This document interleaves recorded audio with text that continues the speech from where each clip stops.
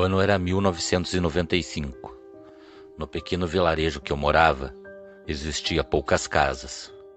As ruas eram de terras, e em suas laterais haviam grandes valetas, que serviam para que a água da chuva não entrasse nas casas. Mas aos poucos, era fácil notar que não demoraria muito, para que logo muitos campos que tinham ao nosso redor viessem a estar tomados por novas casas. Eu me chamo Valmir Correia Freitas, e o que vou estar contando através desse relato aconteceu comigo e alguns amigos que moravam na mesma rua que eu. Na verdade, moramos em um beco, conhecido como Beco 7. Nossa casa era a última que existia naquela rua. Depois disso, o que tinha era apenas um grande capão de mato e um carreiro que acreditávamos que não levava a lugar nenhum.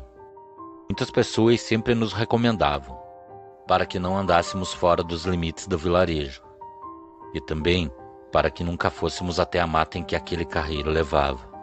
Então, quando completei 15 anos, eu já não ligava muito para o que os outros falavam, e por falta de discernimento, por não dar atenção a conselho de pessoas mais velhas, acabei junto com meus amigos passando por um grande sufoco. Eu era um jovem inconsequente em tudo o que fazia. Certa vez estávamos eu e mais 2 amigos, parados em frente à minha casa. Estávamos conversando, e no meio dessa conversa, um de meus amigos, conhecido por todos nós como Baiano, saiu com uma conversa estranha. Ele falava que ouviu algumas pessoas comentando que um grande animal negro tinha sido avistado andando durante a noite pelo carreiro, que dava continuidade à rua que eu morava. Como já era tardinha, depois de ouvir tudo que Baiano falou, sem nem ao menos pensar, falei para Baiano que naquele fim de tarde iríamos eu, ele e Carlos fazer boa parte do carreiro que levava em direção à mata. Também falei que ele não ficasse preocupado, pois tudo que ele ouviu dizer sobre o lugar que iríamos era mentira. De início eu fiz fogo para que ele me acompanhasse. Baiano estava tentando me convencer a não entrar na mata. Eu falava que não tinha medo de nada. Baiano começou a andar em direção ao final da rua, e nós o acompanhamos. Depois de boa parte do carreiro já ter sido feito, e também a tarde já ter se dissipado, e dado lugar à noite, resolvimos voltar todo o caminho que fizemos. Mas no mesmo momento em que olhamos para trás, todos nós vimos um ser enorme por entre as árvores. Era uma enorme sombra negra, e era possível ver que o que estava a nos observar tinha um certo tom amarelado em seus olhos, e já deveria estar à nossa espreita há um bom tempo. Naquele momento não precisou ninguém falar nada. Sabíamos que não tínhamos como voltar, e quando aquele ser saiu da onde estava, eu pude ver que aquilo tinha semelhança de um enorme cão. Seu corpo era todo deformado, suas pernas pareciam quebradas. Também notei que aquilo parecia andar assentado sobre seus calcanhares. Seus braços eram longos, e em suas mãos tinham enormes garras negras. Foi então que Carlos olhou para nós e gritou para corrermos, e fomos adentrando a mata cada vez mais. Era possível ouvir o barulho daquilo correndo pela mata. No mesmo momento que aquilo estava ao nosso lado, também estava atrás de nós. Parecia que aquilo queria nos levar até algum lugar, pois se quisesse, teria nos pegado com muita facilidade. Foi então que não demorou muito para que conseguíssemos enxergar um velho barracão. Parecia que há muito tempo atrás, aquele lugar era um velho depósito de sementes. Corrimos até aquele lugar para tentar achar abrigo contra aquela fera. Então, no momento em que entramos, o cheiro de mofo era muito forte. Olhávamos para todos os cantos, à procura de um lugar para nos escondermos, pois aquilo que tinha nos perseguido na mata não demoraria muito para chegar até o local que estávamos. Então Carlos apontou para uma escada, que levava até uma pequena parte de madeira, que ficava poucos metros abaixo do telhado do barracão. A escada era muito velha, deveria fazer muito tempo que estava ali. Primeiro foi Carlos a subir, depois Baiano. Então, no momento em que eu comecei a subir, comecei a ouvir barulhos em volta do barracão. Aquela coisa estava à nossa procura, e não demoraria para nos encontrar. Depois de estarmos todos sobre aquela plataforma, ficamos bem quietos e também tentávamos respirar bem devagar, pois o medo nos deixou com o coração acelerado e muito ofegantes. Foi então que não demorou muito para vermos aquele ser entrar no barracão à nossa procura e ficar bem abaixo de nós. Aquilo andava bem devagar. Era possível ouvir o barulho daquele ser do inferno, cheirando o chão, para tentar achar o nosso rastro. Mas no momento em que aquilo ergueu a sua cabeça e começou a cheirar o ar, foi que pude ver que aquela coisa era um lobisomem. Sua cabeça era grande e tinha um longo focinho, e era possível ver seus grandes dentes. Também era possível notar que de sua cabeça saíam muitos pelos, porém falhos, e desciam por boa parte de suas costas. Ficamos imóveis enquanto aquilo tentava nos encontrar. Foi então, em determinado momento, que ficamos ainda mais aterrorizados. Vimos o momento em que o lobisomem caminhou em direção à escada, que usamos para subir no local que estávamos escondidos. A primeira reação foi imaginar que jamais aquilo conseguiria subir, mas então aquilo se colocou em pé como uma pessoa, e eu tive a nítida impressão que aquela coisa levou sua mão até um dos degraus da escada. E no momento em que se preparava para subir, aquilo parou, olhou em direção à porta velha que usamos para entrar. Parecia que a fera tinha ouvido algo, que para nós, naquele momento ainda não era perceptível. A fera então se colocou sobre as 4 patas novamente, e correu em direção à mata. Ainda ficamos escondidos por um bom tempo, e não demorou muito para percebermos que bem ao longe, pessoas chamavam por nossos nomes, e também muitos cachorros vinham acompanhando essas pessoas. Acredito que o lobisomem tenha conseguido ouvir que as pessoas que nos procuravam estavam se aproximando do antigo barracão. Tão logo as pessoas se aproximaram, começamos a gritar onde estávamos, e depois que entraram no barracão, descemos as escadas e tratamos de sair o mais rápido possível daquele lugar. Então, depois de estarmos em segurança na rua de minha casa, nossos pais nos perguntaram o que estávamos fazendo naquele lugar e por que não retornamos para casa. E depois de contarmos tudo o que nos aconteceu, todos que estavam ali naquele momento ficaram completamente quietos, e não demorou muito para que todos começassem a ir para suas casas. Eu e meus amigos nunca mais voltamos àquele lugar, e também não entramos mais na mata, mas confesso que ainda continuo com muito medo por tudo isso que nos aconteceu. Não sei se é o medo que me faz ouvir e ver as coisas. Eu tinha certeza de ver aquela sombra negra se esgueirando por muitos lugares escuros e terrenos baldios. E também eu tenho quase certeza que certa noite, no momento em que fui fechar a janela do meu quarto, aquele cão do inferno estava nos fundos do terreno de minha casa, à espreita, e estava observando em direção ao meu quarto. Nessa noite eu não consegui dormir, pois eu consegui ouvir uma respiração, muito ofegante e pesada do lado de fora, e parecia estar encostada na parede, embaixo da janela do meu quarto. Poderia ser coisa da minha cabeça, mas depois de ter passado por tudo que eu e meus amigos passamos, eu não arriscaria novamente, e não colocaria o meu corpo em perigo. Boa noite. Boa noite a todos. Me chamo Getúlio. Moro em uma pequena cidade que fica aos arredores da cidade de Jaguariaíva. E o que estarei contando a todos vocês aconteceu comigo e minha família não faz muito tempo. Fora a casa que temos na cidade, também temos uma pequena fazenda, que está localizada na mesma região. Já faz algum tempo que estamos transformando essa pequena fazenda no nosso lar fixo, pois depois de terminarmos as reformas, eu, minha esposa e meus 2 filhos estaremos nos mudando para esse belo lugar. Algum tempo atrás, tivemos uma grande surpresa, ou como posso dizer, a infeliz surpresa de nossa pequena fazenda receber a visita do que acreditávamos que era apenas algum animal da mata, pois em nossas terras já foram avistados alguns animais silvestres e que fazem parte da fauna da região. Então, depois de um dia puxado de trabalho, eu, minha esposa e nossos filhos resolvimos passar a noite na casa que estamos reformando. Tínhamos levado bastante pão, suco e água, e também uma boa garrafa de café. Tudo isso era para passarmos o dia, mas naquele momento também ajudaria a passarmos a noite. E foi nessa mesma noite que resolvimos passar na fazenda, que durante a noite recebemos a visita indesejada desse ser.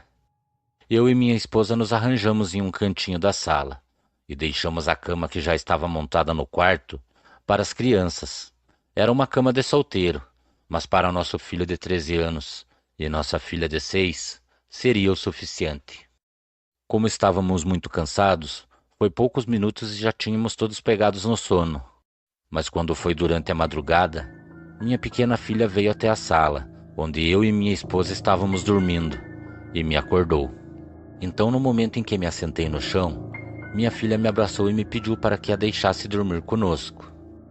Então, no momento em que ela se deitou entre eu e sua mãe, me lembro dela falar que se seu irmão visse o bicho na janela, também viria dormir conosco. Fiquei sem entender o que ela quis dizer com aquilo. E quando falei para ela que não existia nenhum bicho do lado de fora da casa, novamente minha filha falou que tinha, e que estava olhando para eles no momento em que estavam dormindo. Então me levantei devagar e fui até o quarto em que meu filho estava. Confesso que estava receioso com o que ouvi da minha filha, e por esse motivo não me aproximei da janela. Caminhei até meu filho e o cobri, pois estava caindo uma fina garoa, e o clima estava um pouco frio. Foi no momento em que eu estava saindo do quarto que escutei barulho de algo que parecia se esfregar pela parede. Também ouvia grunhidos bem baixos, pareciam rosnados de um cachorro. Então, no mesmo momento em que ouvi aqueles barulhos, minha cabeça entrou em parafusos. Comecei a imaginar que animal seria aquele que estava do lado de fora da casa. Notei que os barulhos se aproximavam cada vez mais da janela. Alguma coisa se esfregava pela parede, e foi então que naquele momento resolvi ficar encostado na parede e ver a sombra no chão do quarto do que é que fosse que aparecesse na janela. Eu acreditava que viria a sombra de algum animal da mata, e fiquei olhando no chão dentro da casa. Foi então que meus olhos se arregalaram com o que vi. O que estava parado na janela olhando meu filho, que naquele momento estava dormindo, era muito grande. A sombra que refletia não somente no chão, mas também em boa parte da parede, jamais poderia ser de algum animal comum daquela região. Meu coração estava disparado, minhas pernas tremiam. Eu tinha que afugentar o que estava do lado de fora. Então resolvi aparecer, e quando fiz isso acabei ficando frente a frente com o ser que estava andando ao redor da casa. O que deixou minha filha assustada era um lobisomem. No momento em que aquele ser me viu, me olhou firme nos olhos e ficou me analisando dos pés à cabeça. Parecia que queria que eu soubesse que ele iria voltar. Aquele ser era um pouco diferente de tudo que já tinha ouvido. Sua cara era totalmente desfigurada. Parecia que estava deixando de ser humano e estava virando bicho. Seus olhos eram grandes e tinham um tom avermelhado. Sua boca parecia que estava se rasgando, de forma que seus dentes se projetavam para fora. Aquilo se babava muito e tinha uma língua muito grande, de forma que ficava boa parte para fora de sua boca. Também era possível sentir um odor bem fraco, do que parecia ser enxofre. Aquilo não se amedrontou de ter me visto, e eu tive que permanecer parado olhando para aquele ser. Meu falecido pai sempre me falava que se um cachorro sentir o medo de uma pessoa, aí que ele acaba atacando. Não sei porquê, mas naquele momento eu resolvi fazer isso com aquela fera. Depois de alguns segundos aquilo se virou e começou a andar em direção à mata. E quando caminhei até a janela, eu vi aquele ser a poucos metros da casa, deitado no chão e se debatia de um lado para o outro. Parecia que aquela fera emitia alguns grunhidos, que para mim eram mais para gemidos de dor. Também ouvi o som de como se fosse ossos se quebrando. E antes que aquilo sumisse na mata, eu vi o lobisomem se colocando sobre as 4 patas, e naquele momento eu tive a certeza que se era uma pessoa que ainda estava em transformação na janela observando meus filhos, depois de se espojar no chão, deixou de ser humano e passou a ser uma fera hedionda. Então, logo após tudo isso, pegou seu rumo e sumiu na escuridão. Depois de presenciar tudo isso, fui até meu filho e o acordei. Nem comentei nada com ele, simplesmente o convidei para dormir conosco na sala. pois em meus pensamentos eu sabia que se aquele ser voltasse, eu não queria que meu filho tivesse o desprazer de ver aquela fera. Se é verdade o que muitos falam, que aquele ser é um homem que vira bicho, acredito que foi isso que naquele momento estava acontecendo. O que vi naquela noite era metade homem e metade lobisomem. Não estava com a transformação completa, e só terminou de completar a transformação depois de se espojar no chão e caminhar em direção à mata. Continuei alerta pela noite toda, enquanto minha família descansava. Também não tivemos mais nenhuma surpresa. Tão logo a noite começou a se dissipar, e já era possível ver os primeiros raios do sol passando pela janela da sala, acordei a todos e fomos para a casa da cidade. Eu tratei de comprar câmeras e algumas luzes bem fortes para espalhar ao redor da casa. Nossa casa na fazenda está reformada. Já passamos algumas noites lá, e nunca mais tivemos o desprazer de receber a visita daquela fera. Mas se isso chegar a acontecer novamente, o que é do bicho já está guardado. E de uma coisa eu tenho certeza: se a minha família estiver se sentindo ameaçada, eu não terei preguiça de cobrir de chumbo aquela fera. Obrigado por contar todo esse acontecimento. Boa noite.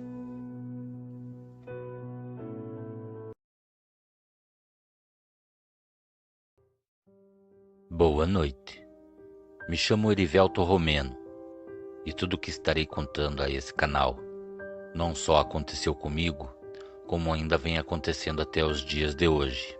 Há aproximadamente 2 anos atrás, acabei me envolvendo com algumas coisas que eu não tinha noção que poderia vir a me fazer tanto mal como está me fazendo. Hoje em dia tenho 19 anos, mas quando acabei me envolvendo em toda essa trama, eu tinha apenas 17. E tudo aconteceu a partir do momento em que eu e alguns amigos fomos a um cemitério durante a madrugada e tentamos fazer algo que não deveríamos nem ter tentado. Estávamos nos envolvendo com artefatos místicos, livros e utensílios de bruxaria. Se fosse para ter dado certo, eu não estaria aqui contando a vocês o tamanho da encrenca em que me meti aquela noite. Depois que tudo estava preparado e algumas palavras foram pronunciadas, eu senti como se uma brisa de vento atravessasse meu corpo. Era um vento gelado, e o clima começou a ficar pesado para mim. Quando me dei por conta, eu já tinha desmaiado. Tão logo voltei a si, eu estava na casa de um de meus amigos deitado em um sofá. E quando me assentei, um de meus amigos me perguntou como eu estava.